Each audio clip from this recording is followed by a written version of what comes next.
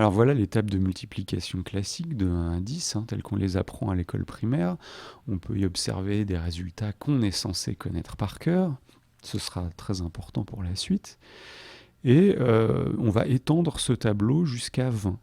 Seulement, on ne va pas écrire tous les résultats tels qu'ils apparaissent déjà de 1 à 10. On va simplement délimiter des grandes zones qu'on va étudier en étant malin, et on va découvrir des règles sans avoir besoin de calculer tous les résultats. Donc c'est ce que je suis en train de faire apparaître, et on va commencer à marquer les nombres de 11 à 20. Alors on numérote de 11 à 20, et puis on va étudier chaque zone. Donc les bandes orange, le plus simple, reviennent à multiplier par 10. Donc ça, pas de souci, c'est facile, suffit d'ajouter un 0.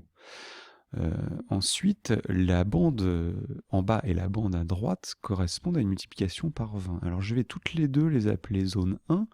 Pourquoi? Puisque multiplier un nombre par 20 ou multiplier 20 par ce nombre, on sait que ça revient au même, l'ordre n'ayant pas d'importance par rapport au résultat dans une multiplication. Donc ce sera la même technique. On retrouve le même phénomène dans ce que je note maintenant, la zone 2, où on multiplie un nombre compris entre 1 et 9 par un nombre compris entre 11 et 19. Peu importe l'ordre, donc finalement la technique qu'on va découvrir sera valable pour les deux zones. Et enfin, la dernière zone, alors on va marquer un petit exemple pour illustrer, donc 17 fois 4, et puis si on prend l'exemple symétrique, 4 fois 17, on comprend bien que ça revient au même. Voilà, et puis la zone 3, donc la dernière, qui sera la plus technique à expliquer, mais aussi la plus intéressante, c'est quand on cherche à multiplier deux nombres compris entre 11 et 19. Donc en résumé, il y a des zones qui sont numérotées de la même façon, car la multiplication est, comme on dit en mathématiques, commutative.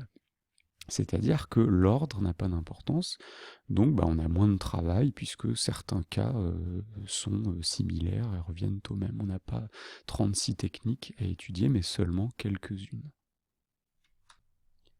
Alors on va commencer par expliquer la zone 2, c'est-à-dire comment multiplier un nombre compris entre 1 et 9 par un nombre compris entre 11 et 19, par exemple 4 fois 17.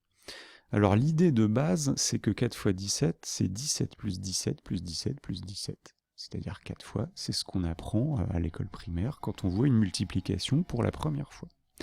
Notre astuce va consister à redécomposer chaque 17 en 10 plus 7. Donc le calcul donne 10 plus 7 plus 10 plus 7 plus 10 plus 7 plus 10 plus 7. Et maintenant, nous allons, au contraire d'auparavant, rassembler les 4 10 et les 4 7. Pourquoi pas, Donc ça nous donnera 4 fois 10 d'une part, et 4 fois 7 d'autre part. Pourquoi c'est une bonne stratégie? Parce que mentalement, on va se retrouver avec deux petits calculs très simples, sans retenue, à faire de tête. 4 fois 10, écoutez, 40, et puis 4 fois 7, 28. 28 fait partie des tables de multiplication. Donc on est censé connaître par cœur.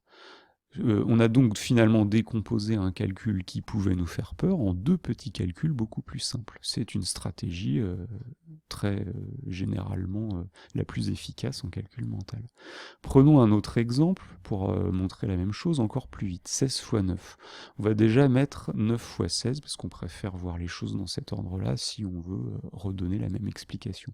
Donc on pourrait écrire encore 16 plus 16 plus 16 directement, enfin 9 fois en tout, mais on peut faire encore plus vite si on a déjà compris la logique. On aura 9 fois 10 plus 9 fois 6. Donc c'est ce qu'on fait, c'est comme si on distribuait le 9 sur le 10, puis sur le 6, et on obtient 90 plus 54. Cette technique s'appelle justement distribuer en mathématiques. C'est comme si on avait distribué le 9 sur le 1 qui vaut en fait 10, puis sur le 6, et qu'on faisait le total. Passons à la zone 1, comment multiplier par 20 de tête. 20, c'est le double de 10. Donc quand on veut multiplier par 20, il suffit de multiplier par 2, puis par 10, ou l'inverse, ça revient au même. Donc par exemple, 14 fois 20, c'est 14 fois 2 fois 10, c'est-à-dire 28 fois 10, 280. Je pars de mon 14, je commence par le doubler, c'est très simple de tête, puis j'ajoute un 0 au résultat. Voilà, cette technique est la plus simple de toutes celles qu'on a besoin de maîtriser.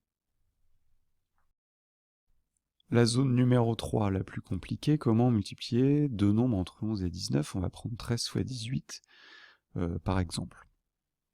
Donc 13 fois 18, on commence de la même façon. On aurait pu écrire que c'est 18 plus 18 plus 18, etc. 13 fois.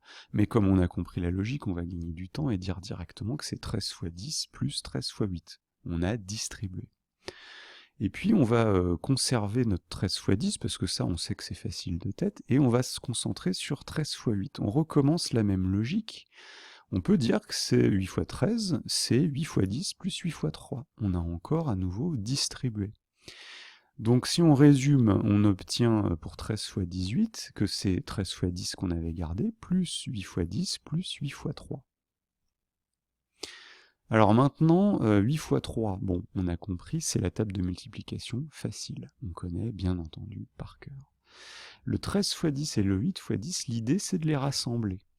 Ah oui, ils sont tous les deux multipliés par 10. Donc on peut imaginer à l'envers de ce qu'on avait expliqué jusqu'à présent, comme si on faisait le contraire de distribuer, ce qui s'appelle en maths factoriser, mais ce n'est pas le sujet, que 13 fois 10 plus 8 fois 10, c'est comme si on avait en réalité 10 fois 13 plus 8, et qu'on avait distribué le 10. Mais donc si on prend la chose à l'envers, 10 fois 13 plus 8, c'est en fait 10 fois 21. Et ça aussi, c'est facile de tête, c'est 210, on ajoute un 0.